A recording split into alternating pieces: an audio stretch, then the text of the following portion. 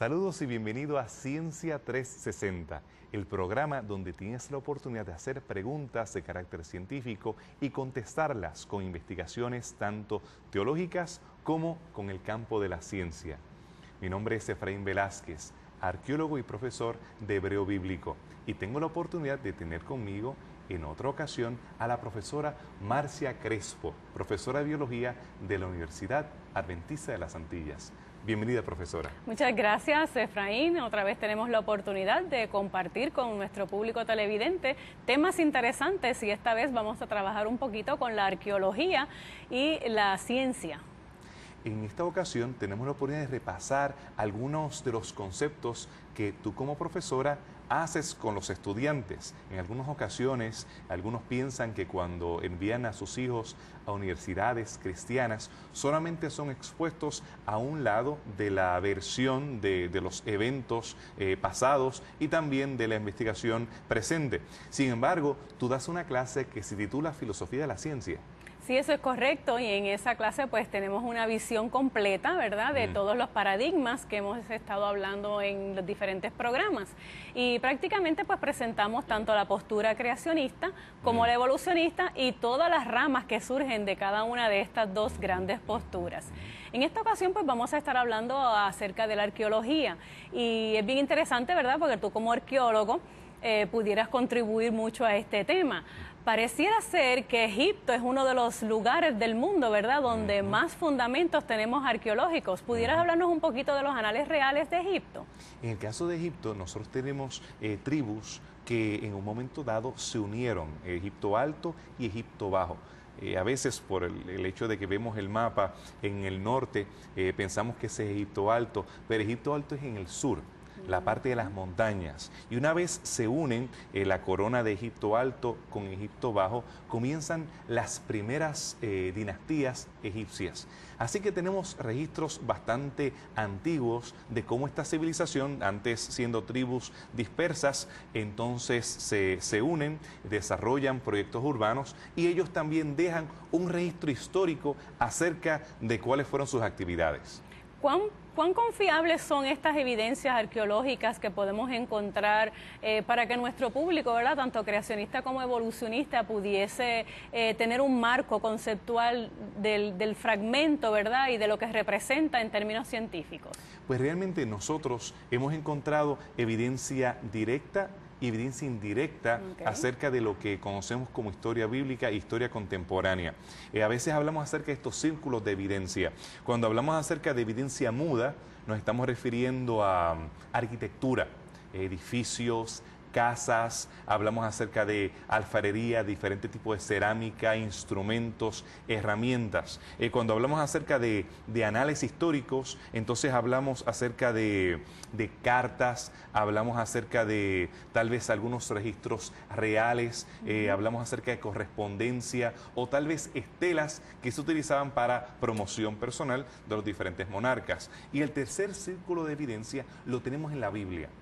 No siempre podemos converger los tres. A veces solamente tenemos casas o estructuras o herramientas. No tenemos ningún texto asociado al mismo. Hay veces que tenemos historias, en este caso tenemos estelas, las estelas reales egipcias, pero no las asociamos con edificios, ya que algunas de ellas han sido robadas, como en este caso las estelas de los primeros faraones fueron robadas, y tenemos pedazos en Palermo, el pedazo mayor, tenemos en Londres, tenemos en el Cairo, algunas de las del Cairo fueron halladas en Memphis, así que tenemos la idea de que por ahí estaban originalmente una estela grande de más de 2 metros, pero nosotros vemos que en la Biblia se mencionan algunos de estos eventos. En otras ocasiones tenemos la evidencia de los eventos, pero en la Biblia es silente. Y lo interesante de nuestra labor como arqueólogo bíblico es tratar de ver cómo estos tres círculos de evidencia pueden converger y entonces podemos iluminar el registro bíblico. Oh, qué interesante está eso. ¿Pudieras hablarnos un poco acerca de esta específicamente, de la que está en Palermo? Sí, pues en esta piedra tenemos, juntamente con la paleta, se le llama, de estos primeros faraones, tenemos un registro de faraones y también de eventos históricos, como en este caso hambrunas o problemas, aunque los egipcios no eran famosos por registrar lo negativo. Usualmente ellos registraban solamente lo negativo. Esta estela es interesante porque es la primera como registro de los faraones y también porque es donde mencionan eventos negativos. Es únicamente en el tiempo de los griegos, estamos hablando de unos 200 años antes de Cristo, donde volvemos a tener registro de eventos negativos. Mientras tanto, ellos solamente hablaban acerca de lo positivo. O sea, los egipcios hablaban en términos de lo positivo y no hablaban de las cosas negativas regularmente, excepto que en esta piedra sí se registra. Y eso lo hace particular e interesante. ¿Y cómo está estipulada la piedra? O sea, ¿en qué idioma está escrito? ¿Cuál es la visión de la piedra como tal? Pues realmente no se entendía la importancia de la piedra. Cuando llega en el siglo XIX a Palermo, en Sicilia, vemos que pues una piedra interesante con muñequitos y pues la pusieron en el museo, pero no se había descifrado todavía el idioma egipcio. Okay. Champollion es que más adelante o durante ese siglo es que tiene la oportunidad de descifrar los jeroglíficos y es ya a finales del siglo XIX donde se ve la importancia que tenía. El idioma era egipcio. El egipcio, como mencioné, gracias a Champollion, lo podemos descifrar. El egipcio era un idioma el cual era escrito de dos formas. De forma con caracteres unciales, y tenemos la forma de los jeroglíficos, los muñequitos que vemos como diferentes figuritas, las cuales cada una representaba una unión silábica, como decir ka, ke, ki, eran silábicos. Y en este caso, cuando Napoleón llega a Egipto, estamos hablando en 1798, y ellos en Rosetta, en esta fortificación, ellos ven esta piedra que estaba de uso secundario, la sacan, la encuentran en tres formas de escribir, pero no eran tres idiomas. Aun cuando algunos visitan algunas exhibiciones hoy por hoy, como la exhibición de Tutankamón, que ha ido a varias ciudades alrededor del mundo, pues la presentan como tres idiomas, pero eran realmente dos idiomas, escritos de tres formas. Okay. La tenemos en griego, la tenemos en egipcio demótico y egipcio jeroglífico. Pero al analizar específicamente el cartucho, el nombre del faraón Ptolomeo, entonces se pudieron notar que eran parecidas en el demótico a lo que conocemos como el copto o el cóptico, que utilizan el alfabeto griego para escribir egipcio. Y se fue descifrando la piedra y eso sirvió como un diccionario para otras inscripciones. Y entonces la piedra de Palermo se dieron cuenta que estamos hablando de la primera dinastía egipcia, la cual tenemos entonces registros del segundo milenio antes de Cristo. Qué interesante. Tengo entendido que el contenido, ¿verdad? Habla del censo del ganado, del nivel de la crecida del río Nilo, del nombre de los faraones. ¿Pudieras abundar un poco en qué importancia tenía esta inscripción como tal en términos del río Nilo y qué asociación podemos obtener con respecto a nuestra Biblia? Pues ese es el primer registro que tenemos del río Nilo, observaciones científicas. Los egipcios eran gente muy avanzada, mientras los griegos, Europa, estaban tirándose piedras durante el segundo milenio.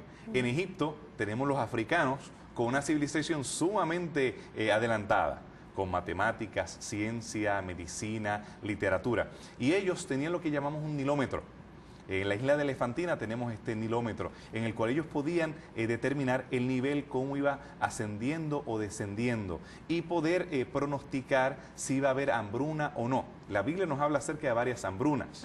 Tenemos el caso de Abraham, cuando hubo una hambruna en Palestina. En este caso es porque en Palestina se depende no del río como tal, en el Jordán, sino es pluvial. Okay. Había que estar de acuerdo a la lluvia, entonces que había hambruna o no. En el caso de Egipto, el Nilo es la vida de Egipto hasta hoy, Marcia. El 80% de la población de Egipto vive en el delta del Nilo y en su cauce.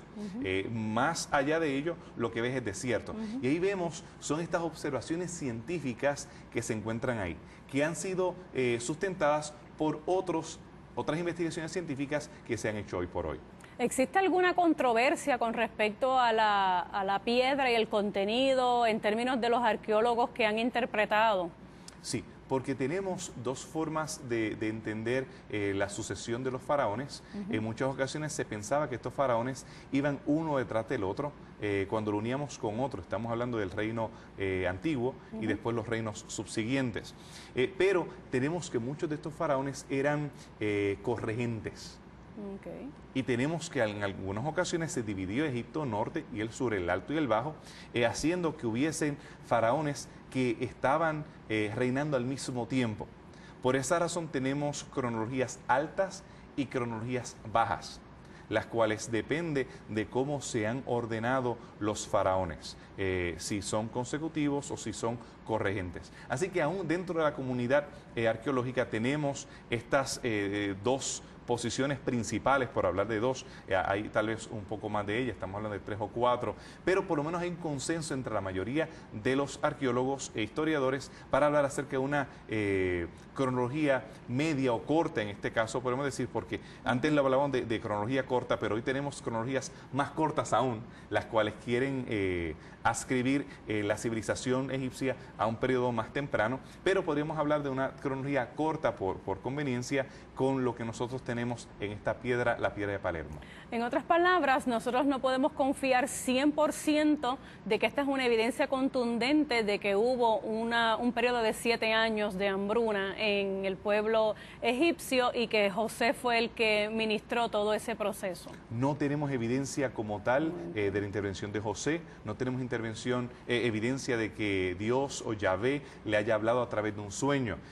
Sin embargo, un egiptólogo amigo al cual aprecio mucho, Kenneth Kitchen, él tiene una frase que se ha utilizado en los estudios bíblicos arqueológicos bastante. Él dice que la ausencia de evidencia no es evidencia de ausencia.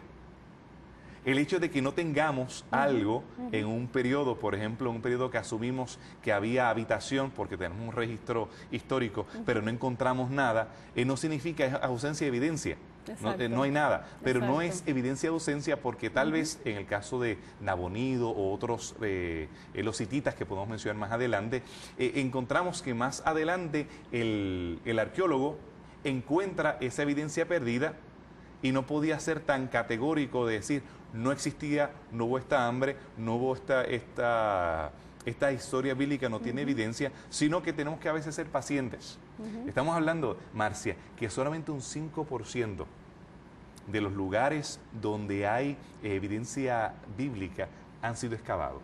Okay. De ese 5%, tú que estás en la ciencia y en la disciplina de la investigación, sabes que no tenemos fondos para publicar constantemente. Cuando yo estaba haciendo mi disertación, yo tuve que viajar a Londres, a París, a Pittsburgh, Pennsylvania, Chicago y otras ciudades para ir donde estaban los arqueólogos que excavaron en los años 60 y los años 70, que todavía no lo han publicado. Así que de ese 5% que se ha excavado, se ha publicado menos de la mitad. A veces 30 años más tarde. En el caso de los rollos del Mar Muerto se publicaron casi 50 años más tarde. ¿Por qué? Porque no tenemos el tiempo ni los fondos para publicar todo lo que hay, lo que tenemos. Así que tenemos 5% excavado, menos de un 50% publicado. Y de eso publicado, la mayoría de las ocasiones llega a revistas académicas, que tú las lees por tu disciplina, yo las leo. Pero la mayoría del público no las lee. Ellos leen lo que aparece en Time, en Newsweek, en las portadas sensacionalistas. Exacto. Pero lo que aparece en las revistas académicas es bien poco. Que nosotros tomar conclusiones en base a lo que leímos en el Internet o algún orador carismático no es responsable, o utilizando tal vez medios de comunicación masivos que son populares. Nosotros deberíamos tal vez ser un poquito más humildes y esperar ver qué evidencias hay, tanto de un lado positivo o negativo, como se da el caso, antes de llegar a nuestras conclusiones. Ay, eso es muy bueno apuntalarlo, ¿verdad? Porque es la forma en que nosotros podemos, en una forma inteligente, ¿verdad?, asimilar los diferentes tipos de evidencias que existen. Y es nuestra responsabilidad, ¿verdad?, como cristianos que somos, como científicos que somos, utilizar la mejor metodología para llegar a una conclusión certera. Sin embargo, hay otras fuentes, como mencionaste ahorita, que pudieran ser utilizadas como una evidencia, ¿verdad?, de eventos bíblicos. ¿Pudieras hablarnos un poco de las tablas del Ebla? Muy bien. En el caso de Ebla es bien interesante porque cuando se descubrió en los años 60, los italianos estaban excavando en Siria, dijeron, aquí tenemos evidencia de Abraham, de Jacob, de Sodoma y Gomorra y demás. Okay. Pero eran tablas que eran del segundo milenio tardío, estamos hablando de casi 2500 años antes de Cristo, bien temprano, cuando Abraham lo situamos unos 500, 600 años después de estas tablas. Lo que se evidenció es que estos nombres semíticos aparecían allí. Okay. No es que necesariamente era Abraham. Hay muchas Marcias. Exacto. Hay muchos Efraínes. Okay. En el caso, tú recordarás que se encontró un osario con el nombre de María y Jacobo Bisi, el popular presentador de televisión de The Naked Archaeologist, él decía, esta es María, la madre de Jesús. Pero Marcia, el 24.7 de los nombres de mujeres en Israel durante el primer siglo era María. Una de cada 4 era María. Eso para darte una idea de que lo que se descubrió en Ebla es significativo porque son nombres semitas, pero no necesariamente son los personajes bíblicos. Aún así, son importantes para nosotros porque presenta una serie de prácticas y costumbres, las costumbres patriarcales, como evidencia de que lo que menciona Génesis tiene sentido. La costumbre, por ejemplo, de que la mayor sea la primera que se case. La costumbre de que uno de los siervos se convierta en heredero. De eso no tenemos evidencia fuera de la Biblia. Pero al estudiar las tablas de Ebla, encontramos evidencia de esa costumbre particular. También tenemos ahí muchos recibos. Es un poquito aburrido a veces leer estas tablas, porque muchas veces solamente habla acerca de transiciones cotidianas. Aquella persona me vendió un camello. Tengo una demanda sobre otra persona porque lo mordió un perro. Pero entre esas transacciones tenemos el costo de los esclavos. Y el costo de los esclavos, hay inflación como todo. El costo de los esclavos varió del tiempo de Abraham al tiempo de Moisés, que estamos hablando de 1500 años antes de Cristo, segundo milenio, 1500 años antes de Cristo. Más adelante cambió en el tiempo de Josías, unos 600 y poco años de Cristo, antes de Cristo. Pero hay personas que alegan que la Biblia fue escrita tardíamente. Si eso fuese así, se reflejaría el costo de ese año o de ese tiempo.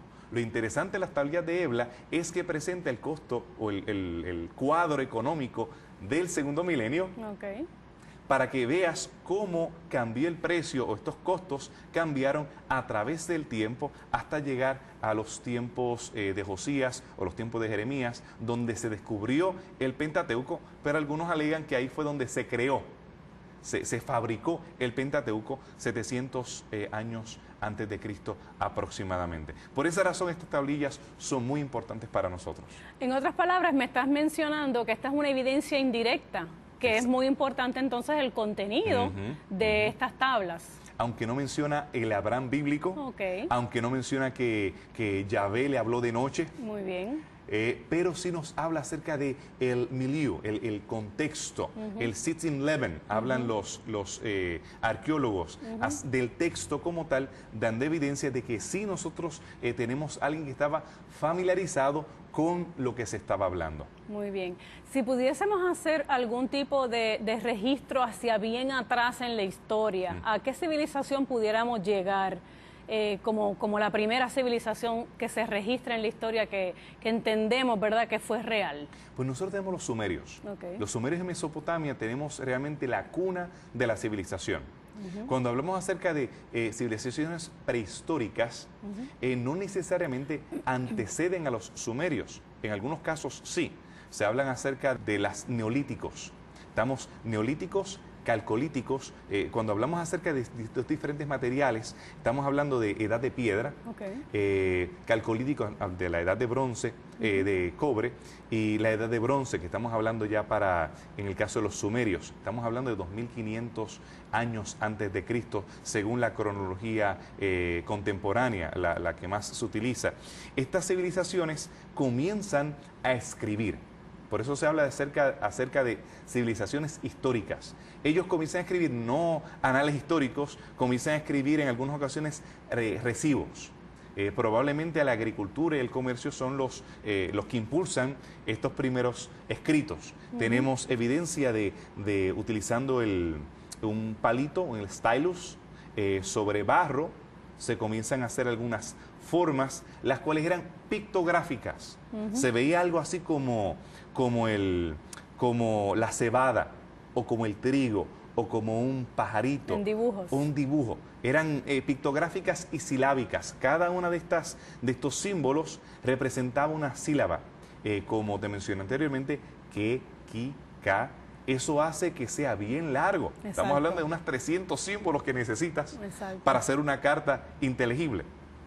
Estas primeras se referían a cálculos matemáticos y tal vez recibo de transacciones agrícolas. Después comenzamos a tener estos anales, y los sumerios realmente no estamos seguros de dónde ellos salen, porque su civilización no tiene origen semítico, ni el indoeuropeo, ni es caucásica. La tenemos sí ahí en esta región de Mesopotamia. Algunas personas han querido interpretar que son extraterrestres o personas que llegaron de otro planeta, pero ya esto es ir más allá de la evidencia. No tenemos evidencia de eso, tenemos evidencia de que no estamos seguros a qué grupo pertenecía. Y si somos serios en cuanto al registro bíblico, tenemos que en Babel se originaron diferentes lenguajes y no necesariamente unos están conectados con otros. En este caso tenemos los lenguajes que se utilizan aquí en Mesoamérica, no estaban conectados, aunque eran jeroglíficos. Por ejemplo, el caso de los mayas, no están conectados con los egipcios como tal. En este caso, la familia de los sumerios. De este lenguaje no tenemos evidencia de dónde sale, pero sí tenemos ya registros históricos, casi 3000 años según el registro o la cronología común antes de Cristo. Bien, pues hemos hablado de las diferentes estelas, ¿verdad?, que están en Palermo, hablamos de las tablas del Ebla. ¿Qué pudieras decirnos del Prisma Well London?